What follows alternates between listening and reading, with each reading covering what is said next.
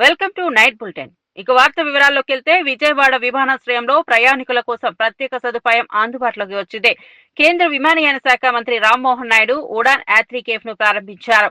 ఈ కేఫ్ ద్వారా ప్రయాణికులకు తక్కువ ధరలో నాణ్యమైన భోజనం, అల్పాహారం అందించనున్నారు.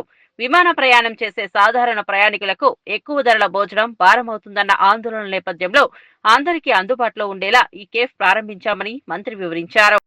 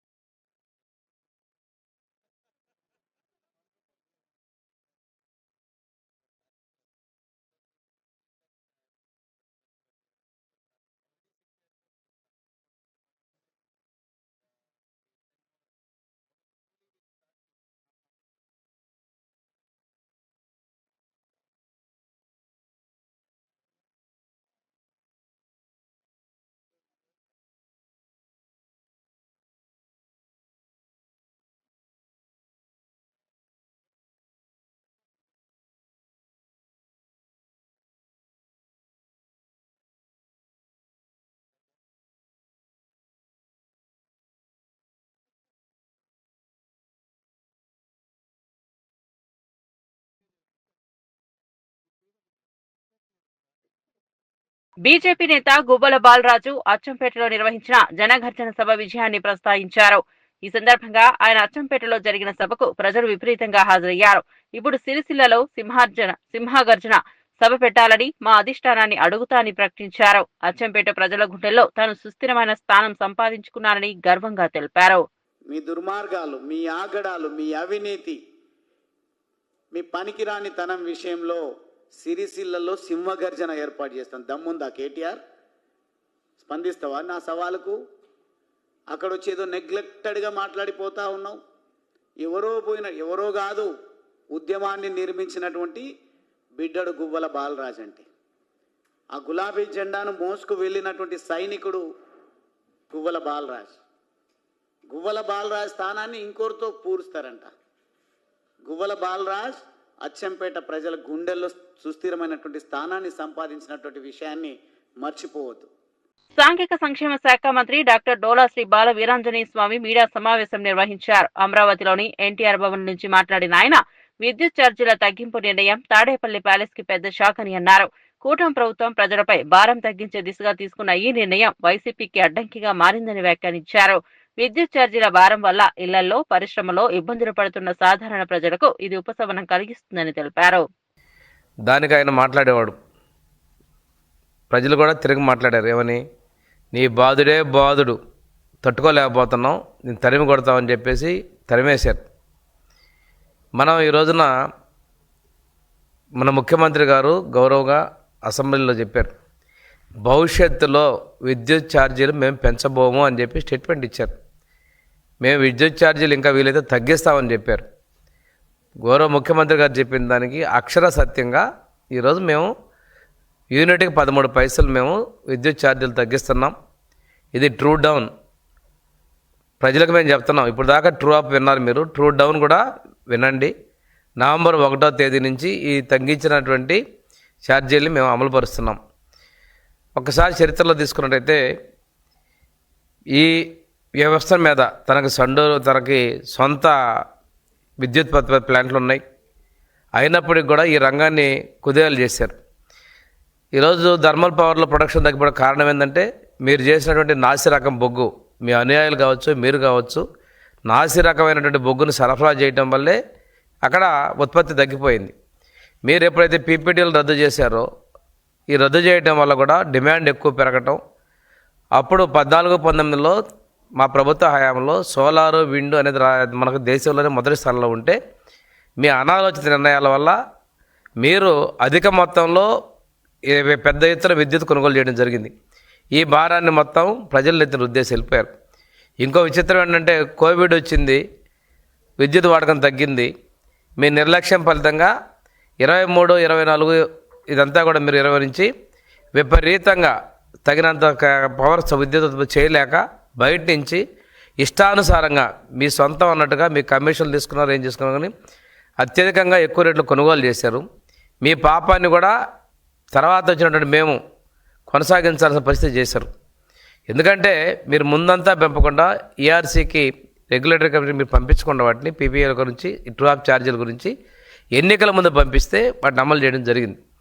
దానికోసం మధ్యలో రేట్లు పెంచుతారని చెప్పి ఒక తప్పుడు ప్రచారాన్ని మీ పత్రిక ద్వారా మీరు పంపించి లేనిపోని ప్రజలు ఒక అయోమయాన్ని కూడా కలగజేశారు. మీకు చేసేది తక్కువ, అసత్యాలు ప్రచారం చేసుకోవడం ఎక్కువ, ఈ విధంగా చేసి మా మీద నింద వేశారు. అయినప్పటికీ కూడాను మేము ఇచ్చిన మాట ప్రకారం విద్యుత్ ఛార్జీలు పెంచబోము, అవసరమైతే తగ్గిస్తారనే మాట కట్టుబడి ఈ రోజున 13 పైసల రూపాయల యూనిట్ తగ్గిస్తున్నాం.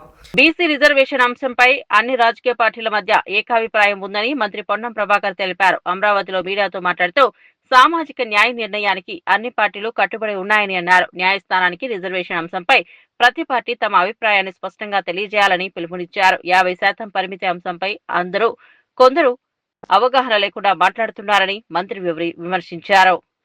మేము రాజకీయ పార్టీ అనుకునే ప్రతి ఒక్కరు కూడా శాసనసభలో ఉన్నటువంటి పార్టీలతో సహా బయట కూడా అందరూ ఈ సామాజిక న్యాయ నిర్ణయానికి మా పార్టీ కట్టుబడి ఉంది. న్యాయస్థానం దీన్ని పరిగణలోకి తీసుకోవాలి. తప్పకుండా 42% రిజర్వేషన్లను కొనసాగించే విధమైనటువంటి అభ్యర్థనను గౌరవ చీఫ్ జస్టిస్కు బెంచ్కు ఇవ్వమని అన్ని రాజకీయ పార్టీలకు ఈ సందర్భంగా విజ్ఞప్తి చేస్తూ ఉన్నాం. తప్పకుండా మీరందరూ స్పందించి ప్రత్యక్షంగా పర్సనల్ కూడా మేము ఆయా పార్టీల ఫ్లోర్ లీడర్లతోటి అదేవిధంగా పార్టీ అధ్యక్షులతో కూడా నేను గారిని కొండ సురేఖ గారు కానీ లేదా వాకిటి శ్రీ గారితో పాటుగా బలహీన వర్గాలకు సంబంధించినటువంటి వాళ్ళు కానీ పార్టీ పెద్దలు అందరం కూడా పోయి కలుస్తాం. ఇలా రాజకీయమైనటువంటి బేషిజాలకు సంబంధించిన అంశం కాదు. 29 రాష్ట్రాల్లో దేశంలో అనేకమైన అంశాలున్నాయి. గిరిజన ప్రాంతాల్లో చాలా రాష్ట్రాల్లో ఈశాన్య రాష్ట్రాల్లో గిరిజనులు ఎక్కువగా ఉన్నారు కాబట్టి వాళ్ళకి 90-80% రిజర్వేషన్ల ప్రక్రియ జరుగుతూ ఉంది. ఇక్కడ 50% క్యాప్ గురించి కూడా కొంతమంది అవగాహన లేకుండా మాట్లాడుతూ ఉన్నారు. 50% క్యాప్ అనేది రాజ్యాంగంలో మార్చుకునేటువంటి అవకాశం ఉన్నటువంటి అంశము. 10% ఈడబ్ల్యూఎస్ ఇచ్చినప్పుడు ఆల్రెడీ 50% క్యాప్ ఎత్తేయబడింది. కాబట్టి దానికి సంబంధించి ఆర్గ్యుమెంట్స్ అన్నీ కూడా జరుగుతాయి. కానీ ఇలా ఒకటే ఒక మాట అందరికీ బతుకమ్మ పండుగ జరుగుతూ ఉంది, ఇలా దసరా పండుగ వస్తూ ఉంది. తెలంగాణలోని కానీ దేశవ్యాప్తంగా బలహీన వర్గాలు ఓహో తెలంగాణలో ఇలా ఒక సామాజిక న్యాయానికి మార్గం పడ్డది. అక్కడ ముఖ్యమంత్రి రేవంత్ రెడ్డి గారు దీనికి సంబంధించి నాయకత్వం వహిస్తూ ఉన్నారు. వాళ్ళ నాయకుడు రాహుల్ గాంధీ గారు జితనే ఆబాదీ ఉతనే ఇచ్చేదారి అనేటువంటి అంశం ప్రక్రియ ప్రారంభమైంది అనేటువంటి ఒక మాట చర్చ జరుగుతున్న సందర్భంలో నోటికాడి ముద్దను ఎగ్గొట్టి అనకాపల్లి జిల్లా రాజేపేటలో హోంమంత్రి అనిత కాన్వాయ్ను ఆందోళనకారులు అడ్డుకున్నారు. బల్క్ డ్రగ్ పార్క్ నిర్మాణంపై స్పష్టమైన హామీ ఇవ్వాలని డిమాండ్ చేశారు. ఈ సందర్భంగా హోంమంత్రి సమస్యపై ప్రత్యేక కమిటీ వేసి పరిశీలిస్తానని హామీ ఇచ్చారు.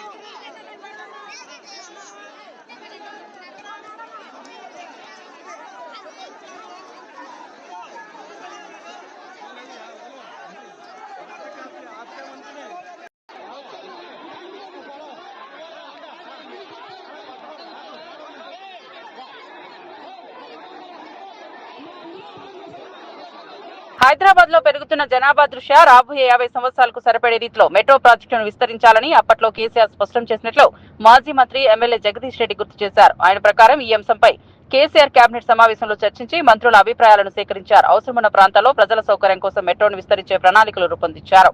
ముఖ్యంగా 3 ఫేజుల్లో విస్తరణ చేపట్టి నగరంలోని అన్ని ప్రాంతాలను అనుసరించడమే కాకుండా శంషాబాద్ ఎయిర్పోర్ట్ తో మెట్రోను కలపాలని ఆలోచన చేశారని తెలిపారు. అనే దానికి ఒక శాస్త్రీయమైన సర్వే చేయించి మెట్రో విస్తరణను కూడా చెప్పి చాలా స్పష్టంగా క్యాబినెట్లో చర్చ చేసి మంత్రుల సలహాలు సూచనలు కూడా తీసుకొని ఇంకా కొన్ని చోట్ల ఏదైనా మిస్ అయింది ఇగో ఇది అవసరం ఉంది అని అనుకున్న చోట పెంచి నిజంగా అక్కడ అంత అవసరం ఉందా లేదా మంత్రులు ఎమ్మెల్యేలు అడిగినంత మాత్రాన మనం ఇవ్వద్దు. అక్కడ అవసరం ఉందా లేదా, అంతమంది ఆదాయం వస్తుందా లేదా, అది నడవడానికి సరిపోయే పద్ధతుల్లో చూసి మాత్రమే చేయాలి అని చెప్పి స్పష్టంగా చెప్పారు. ఆ ప్రాంతాలు కూడా ఎక్కడెక్కడ కేసీఆర్ గారు ప్రతిపాదించడం అనేది. సరే, మనం మొదటిది ఫేజ్ 1 69 కిలోమీటర్లు మియాపూర్ నుంచి LB Nagar, Jubilee bus station నుంచి ఎంజీబీఎస్, ఫలక్నుమాకి, నాగోలు, రాయదుర్గు. ఇవి మొదటి ఫేజ్లో వాళ్ళు ప్రారంభం చేసిపోయిన 30% పనిచేసిన కేసీఆర్ గారు రాగానే 2 ఏళ్లలోనే దాని వెంటబడి మిగతా 70% పూర్తి చేసి వాళ్ళ సేవలు అందిస్తూ ఉన్నాయి.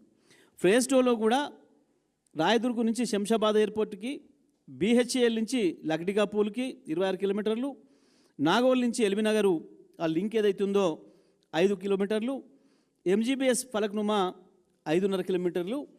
ఇది సెకండ్ ఫేజ్లో ప్రతిపాదన పెట్టి దానికి పూర్తి స్థాయిలో పనులు మొదలుపెట్టే ప్రక్రియలో ప్రారంభం చేశారు.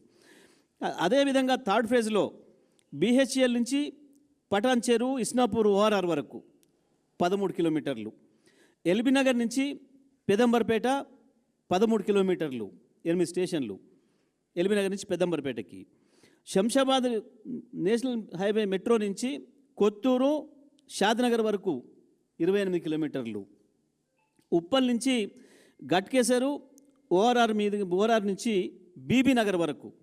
ఇక్కడ ఎప్పటి నుంచో ఐటీ పార్కులు వచ్చినాయి. అక్కడ ఇన్ఫోసిస్ కావచ్చు, రహేజా కావచ్చు, అక్కడ సింగపూర్ సిటీ ఆ ప్రాంతంలో, పోచారం ప్రాంతంలో.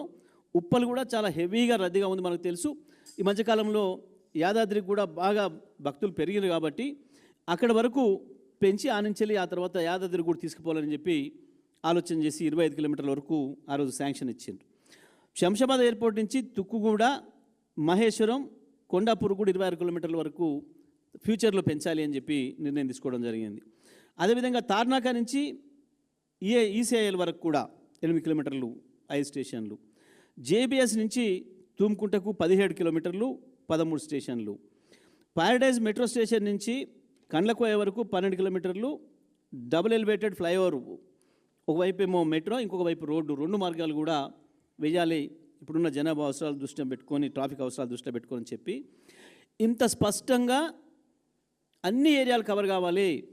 అటు కాప్రా, కుత్బుల్లాపూర్తో సహా బాగా ఇప్పుడు జనావాసాలు పెరుగుతున్న ప్రాంతాలు ఏవైతున్నాయో ఈ ప్రాంతాల్లోకి మెట్రోను విస్తరించాలి, మెట్రో సేవలు విస్తరించాలి ప్రజల అవసరాల కొరకు అని చెప్పి ఇవన్నీ కూడా పూర్తి పెద్ద ఎత్తున జనావాసాలు ఉన్న ప్రాంతాలు ఇవి, ప్రజలకు అవసరం ఉన్న ప్రాంతాలు ఇవి కూడా.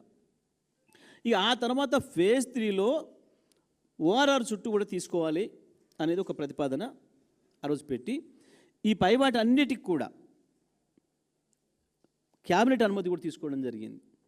అంటే ఇంత స్పష్టంగా ప్రజల అవసరాల కొరకు, ప్రజల ఇబ్బందులు లేకుండా వాటి నుంచి ప్రజలకు చీప్గా ట్రాన్స్పోర్ట్ రావడం కొరకు, ప్రజలకు ఖర్చు తగ్గించడం కొరకు, వాళ్ళ సమయాన్ని ఆదా చేయడం కొరకు ఆలోచన చేస్తే ప్రభుత్వాలు అది చేయాల్సిన బాధ్యత ఉంటుంది. అది కేసీఆర్ స్పష్టంగా చెప్పి చేయించింది, ఇవన్నీ కూడా పెట్టిపోయినారు. నెల్లూరు జిల్లా తోటపల్లి గూడూరు మండలం వారిగొండలో జరిగిన శ్రీ జ్వాలాముఖి అమ్మవారి నవరాత్రి ఉత్సవాల్లో ఎమ్మెల్యే సోమిరెడ్డి చంద్రమోహన్ రెడ్డి పాల్గొన్నారు. ఈ సందర్భంగా ఆయన గోశాల, విశ్రాంతి భవన్ ప్రారంభించారు. అమ్మవారి ఆశీస్సులు రాష్ట్ర ప్రజలందరికీ కలగాలని కోరుకున్నారు. ఉత్సవాల్లో భక్తులు విశేష పాల్గొనడం విశేషంగా నిలిచింది. ఈ వేడుకల్లో ఒక భక్తుడు 5 కోట్ల విలువైన భూమిని అమ్మవారికి సమర్పించగా కార్యక్రమానికి మరింత వైభవం చేకూరింది. దళితులకు సోమిరెడ్డి స్వయంగా బట్టలు పంపిణీ చేసి ఆనందాన్ని పంచుకున్నారు. తీసుకుంది ఈ టెంపుల్ ని, ఆ గుడిలో కూడా కొన్ని ద్వారాలు ఇవన్నీ ఏర్పాటు చేసింది, అలంకరణలు ఏర్పాటు చేసింది. ఉదయం సాయంత్రం వచ్చి దేవాలయం గురించి పట్టించుకుంటుంది. చాలా కార్యక్రమాలు జరిగినాయి. ఇప్పుడు గోశాల నిర్మాణం చేయించింది. అందుకని డెఫినెట్గా జ్వాలాముఖి కమిటీ ఆ ఆధ్వర్యంలో ఈ దేవస్థానం బాగా అభివృద్ధి చెందుద్ది. ఇక్కడ పార్క్ కూడా వాళ్ళు వైసీపీ వాళ్ళు వచ్చిన తర్వాత మూలబెట్టి ఉన్నారు. దాన్ని బాబురెడ్డి పట్టించుకొని పార్క్ ఇప్పుడు డెవలప్ చేశారు. పిల్లకాయలు ఎంజాయ్ చేస్తున్నారు చిన్నపిల్లలు. రాజశేఖర రెడ్డి ఒక కాంట్రాక్టరు, చాలా గొప్ప వ్యక్తి. ఆయన ఈరోజు మాల కూడా వేసుకున్నాడు. ఎకరా 20 సెంట్లు, ఎకరా 5 కోట్లు చేసే ఎకరా 20 సెంట్లు దేవస్థానంకి ఇచ్చి వెనకుండే 70 సెంట్లు గవర్నమెంట్ ల్యాండ్ మాకు ఇవ్వమని చెప్పి కోరాడు. ఆ ప్రయత్నం కొనసాగుతుంది. ఆ ఫైల్ ప్రాసెసింగ్ లో ఉంది. చాలా గొప్ప విషయం. 5-6 కోట్ల ఆస్తి ఇవ్వటం, అట్లే 25 లక్షలతో ఇక్కడ భక్తులు రాత్రి విడిది చేయాలనుకున్న వాళ్ళకి 4 రూములతో ఏసీ రూములు, అటాచ్డ్ బాత్రూమ్ నీట్గా ఉన్నాయి. ఇది కూడా నా చేతుల మీదుగా ప్రారంభం చేయడం జరిగింది. ఆ రాజశేఖర రెడ్డికి ఆ జ్వాలాముఖి తల్లి ఆశీర్వాదాలు తీసుకుంది. ఈ టెంపుల్ని, ఆ గుడిలో కూడా కొన్ని ద్వారాలు ఇవన్నీ ఏర్పాటు చేసింది, అలంకరణలు ఏర్పాటు చేసింది. ఉదయం సాయంత్రం వచ్చి దేవాలయం గురించి పట్టించుకుంటుంది. చాలా కార్యక్రమాలు జరిగినాయి. ఇప్పుడు గోశాల నిర్మాణం చేయించింది. అందుకని డెఫినెట్గా జ్వాలాముఖి కమిటీ ఆమె ఆధ్వర్యంలో ఈ దేవస్థానం బాగా అభివృద్ధి చెందద్ది. ఇక్కడ పార్క్ కూడా వాళ్ళు వైసీపీ వాళ్ళు వచ్చిన తర్వాత మూలబెట్టి ఉన్నారు. దాన్ని బాబురెడ్డి పట్టించుకొని పార్క్ ఇప్పుడు డెవలప్ చేశారు. పిల్లకాయలు ఎంజాయ్ చేస్తున్నారు చిన్నపిల్లలు. రాజశేఖర రెడ్డి ఒక కాంట్రాక్టరు, చాలా గొప్ప వ్యక్తి. ఆయన ఈరోజు మాల కూడా వేసుకున్నాడు. ఎకరా 20 సెంట్లు, ఎకరా 5 కోట్లు చేసే ఎకరా 20 సెంట్లు దేవస్థానంకి ఇచ్చి వెనకుండే 70 సెంట్లు గవర్నమెంట్ ల్యాండ్ మాకు ఇవ్వమని చెప్పి కోరాడు. ఆ ప్రయత్నం కొనసాగుతుంది. ఆ ఫైల్ ప్రాసెసింగ్ లో ఉంది. చాలా గొప్ప విషయం. 5-6 కోట్ల ఆస్తి ఇవ్వటం, అట్లే 25 లక్షలతో ఇక్కడ భక్తులు రాత్రి విడిది చేయాలనుకున్న వాళ్ళకి 4 రూములతో ఏసీ రూములు, అటాచ్డ్ బాత్రూమ్ నీట్గా ఉన్నాయి. ఇది కూడా నా చేతుల మీదుగా ప్రారంభం చేయడం జరిగింది. ఆ రాజశేఖర రెడ్డికి ఆ జ్వాలాముఖి తల్లి ఆశీర్వాదాలు ఉండాలా, ఎప్పుడు ఉంటాయని చెప్పి తెలియజేసుకుంటూ ఈ కమిటీకి అభినందనలు తెలియజేస్తూ సెలవు తీసుకుంటాం. ఈ రోజు ప్రెస్ మీట్ జరిగింది సార్ కాకాని గోవర్ధన్ రెడ్డి. గత ప్రభుత్వంలో 9 లక్షల ఇల్లు కట్టినటువంటి ఇల్లుని ఈ గవర్నమెంట్ యూజ్ చేసుకుంటున్నారు. కనీసం పేరైనా మార్చమంటారు. దాని గురించి అతనికి ఎందుకు ఈ దేవాలయంలో ఆయన పేరు ఎత్తటము, ఆయన సమాధానం చెప్పడం. కోనసీమ జిల్లా అంతర్వేది వద్ద బంగాళాఖాతం సుమారు 500 మీటర్లు వెనక్కి వెళ్లిన ఘటన స్థానికులను ఆందోళనకు గురిచేసింది. తీర ప్రాంతాల్లో మోకాళ్ల లోతు ఒండ్రు మట్టితో నిలిచిపోవడంతో సముద్రం వెనక్కి చేరినట్లు గ్రామస్తులు చెబుతున్నారు. సాధారణంగా సునామీ సూచనల సమయంలోనే సముద్రం వెనక్కు వెళ్తుందని గుర్తు చేస్తూ ఇలాంటి పరిణామం భయాందోళన కలిగిస్తోందని చెబుతున్నారు. గతంలోనూ ఇసుక మేటలు ఏర్పడి కొన్ని మీటర్ల వరకు సముద్రం వెనక్కి వెళ్లిన సందర్భాలు ఉన్నప్పటికీ ఈసారి ఒండ్రు మట్టితో దాదాపు 1/2 కిలోమీటర్ మేర సముద్రం వెనక్కి చేరడం అసాధారణమని భావిస్తున్నారు. ఎప్పుడు కూడా నిత్యము భక్తులతో మరి స్నానాలు చేసే ఈ యొక్క స్నానాల రేవు ఇక్కడ స్నానం చేసి మరి శ్రీ లక్ష్మీనరసింహ స్వామి వారి టెంపుల్కి వెళ్ళి అక్కడ స్వామివారిని దర్శించుకునే ఈ యొక్క బంగాళాఖాతం. ఇక్కడ స్నానం చేస్తే ఎన్నో పుణ్యాలు, ఎన్నో లాభాలు ఉంటూ ఉంటాయని భక్తులు అనేక మంది చెప్పారు. మరి ఇది పరిస్థితి ఇది సముద్రంలో లేదు, గోదావరి కంటే దారుణం. చూడండి ఫ్రెండ్స్, మోకాళ్ళ లోతు రాగిడి సముద్రం పక్కెళ్ళాలంటే భయం వేస్తుంది. చూడండి ఫ్రెండ్స్, ఎంత లోతుతో అంటే రాగిడి ఎప్పుడు కూడా జీవితంలో కనీ విని ఎరగలేము. మేము ఇక్కడే పుట్టాము, ఇక్కడే పెరిగాము, కానీ ఎప్పుడు కూడా ఈ విధమైన రాగిడితో మోకాళ్ళ లోతు పైనే మరి ఇక్కడ ఇలాగా వేయటం, ఈ సముద్రం ఎంత నిమ్మలంగా అయిపోవటం చాలా విచిత్రకరంగా ఉంది. సముద్రం చాలా వెనక్కి వెళ్ళిపోయింది. మరి దీని గురించి రాబోయే రోజుల్లో ఏం జరుగుతుందని భయక్రాంతులమై ఉన్నాం. చూడండి ఫ్రెండ్స్, ఎంత లోతుగా ఉందో. కొంచెం లోనికి వెళ్తే ఏం ప్రమాదం జరుగుతుందని మరి మేము వెళ్తలేదు. ఓకే ఫ్రెండ్స్, ఇది అంతర్వేది దేవస్థానం పుణ్యక్షేత్రంలో బంగాళాఖాతం. Andhra Pradesh industrial development corporation chairman పిల్లి మాణిక్యరావు మీడియా సమావేశం నిర్వహించారు. అమరావతిలోని ఎన్టీఆర్ భవన్ లో మాట్లాడిన ఆయన బీసీల ప్రగతిని అడ్డుకోవడమే వైసీపీ చేస్తున్న రాజకీయమని విమర్శించారు. రాష్ట్రంలో బీసీల అభివృద్ధి కోసం అనేక పథకాలు అమలు చేయాలని ప్రభుత్వంపై ఒత్తిడి తెచ్చినప్పటికీ వైసీపీ పాలనలో అవన్నీ విస్మరించబడ్డాయని ఆరోపించారు. పరిశ్రమల రంగంలో బీసీలకు అవకాశాలు కల్పించడంలో వైసీపీ ప్రభుత్వం విఫలమైందని అన్నారు. చెప్పేసి డౌట్ కూడా వస్తూ ఉంది. ముఖ్యంగా నేను మాట్లాడదలుచుకుంది ఏంటంటే, బొత్స సత్యనారాయణ ఈరోజు శాసన మండలిలో ప్రతిపక్ష నాయకుడిగా ఉన్నాడు. ప్రతిపక్ష హోదా ఉంది కాబట్టి నేను ప్రతిపక్ష నాయకుడు అంటా ఉన్నాను. ఈ వ్యక్తి నిన్న ఏదైతే చంద్రయ్య అనే అతన్ని గతంలో రోడ్డు మీద పడేసి గొంతు కోసి చంపారో వాళ్ళ పిల్లవాడికి మానవతా దృక్పథంతో ఈ ప్రభుత్వం ఏదైనా ఉద్యోగం ఇచ్చి ఆదుకోవాలని చెప్పేసి ప్రయత్నించింది. నిజంగా వీళ్ళకి బుద్ధి ఉంటే మనం చేసినటువంటి తప్పుకి ఈ ప్రభుత్వం చంద్రబాబు నాయుడు గారు ఆ కుటుంబాన్ని ఆదుకుంటున్నాడు, జీవించేటువంటి అవకాశాన్ని కల్పిస్తున్నాడని చెప్పేసి వీళ్ళు సంతోషపడాలి. పడకపోగా చంద్రయ్య కుటుంబానికి ఏ విధంగా మీరు ఉద్యోగం ఇస్తారు, ఇవ్వటానికి వీలు లేదని ప్రభుత్వం తీసుకొచ్చే జీవోని అడ్డుకున్నటువంటి పరిస్థితి మనుషులు చేసేటువంటి పరిస్థితి కాదు. అయితే మనకి కేవలం ఒక ఉద్యోగాన్ని అడ్డుకున్నట్టు మాత్రమే కనపడుతుంది.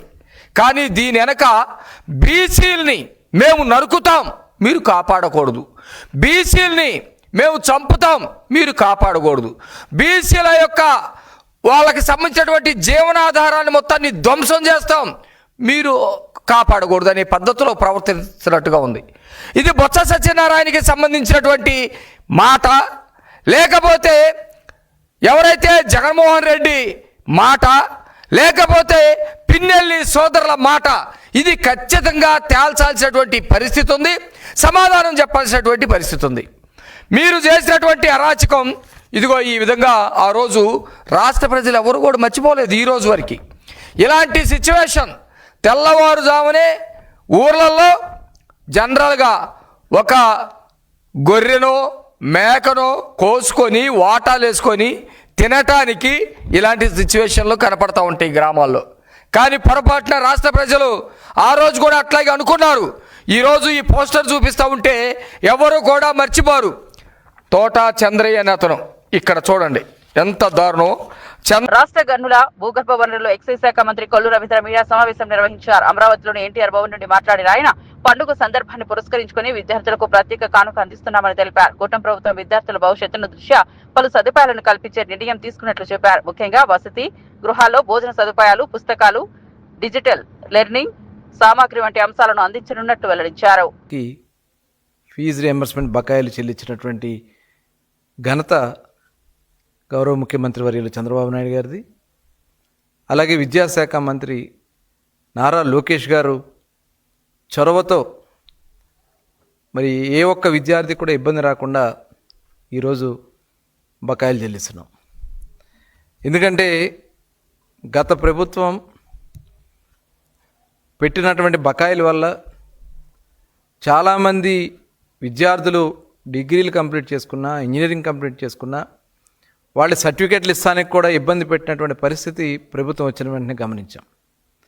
వెంటనే అన్ని స్కూల్స్కి కూడా క్లియర్ ఇన్స్ట్రక్షన్స్ ఇచ్చి ఏ ఒక్క విద్యార్థిని ఇబ్బంది పెట్టొద్దు, మీ బకాయిలు మొత్తం కూడా కూటమి ప్రభుత్వం చెల్లిస్తుందని చెప్పి హామీ ఇచ్చి ఆ హామీని నిలబెట్టుకుంటా ఉన్నాం.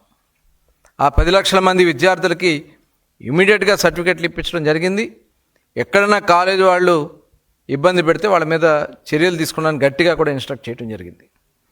ఇవాళ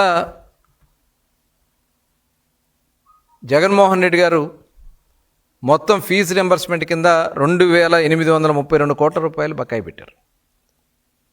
అలాగే వసతి దీవెనల కింద 989 కోట్ల రూపాయలు వసతి దీవెన బకాయిలు పెట్టారు.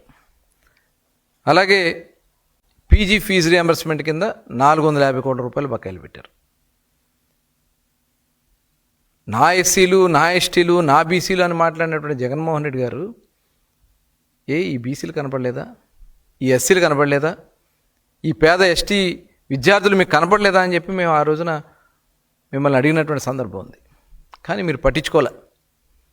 అందుకనే ఈ ప్రభుత్వం బాధ్యతాయుతంగా ఏదైతే బకాయిలు ఉన్నాయో అన్నీ కూడా కడుతూ ఆ విద్యార్థులకి ఎక్కడా కూడా ఏ ఇబ్బంది రాకుండా వాళ్ళ కార్యక్రమాలు చేస్తున్నాం. 2014-19లో 16 లక్షల మంది విద్యార్థులకి ఫీజు రియంబర్స్మెంట్ కింద 5 సంవత్సరాలు దగ్గర దగ్గర 10,136 కోట్లు. విజయవాడ ఇంద్రకీలాద్రిపై ఉన్న శ్రీ కనకదుర్గమ్మ అమ్మవారిని Karnataka deputy CM DK Shivakumar దర్శించుకున్నారు. శరన్నవరాత్రి ఉత్సవాల్లో భాగంగా ఆలయానికి విచ్చేసిన ఆయనకు అర్చకులు ప్రత్యేక పూజలు నిర్వహించారు. దుర్గమ్మ వారికి ప్రత్యేక అభిషేకం అలంకరణ చేసి ఆశీర్వాదం అందించారు. ఆలయ అధికారులు అర్చక వర్గం ఆయనకు తీర్థ ప్రసాదాలు అందజేశారు.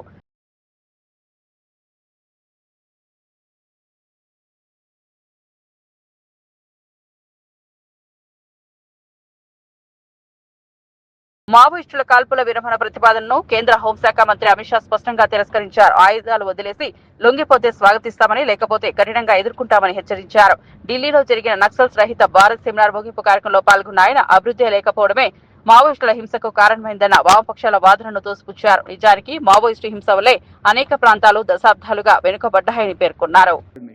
और मेरे वाक्य को मैं एक्सटेंड करना चाहता हूं। सरेंडर करना है तो सीज फायर करने की जरूरत ही नहीं है, हथियार डाल दो, पुलिस एक भी गोली नहीं चलाएगी, आपको रीएस्टैब्लिश करेगी।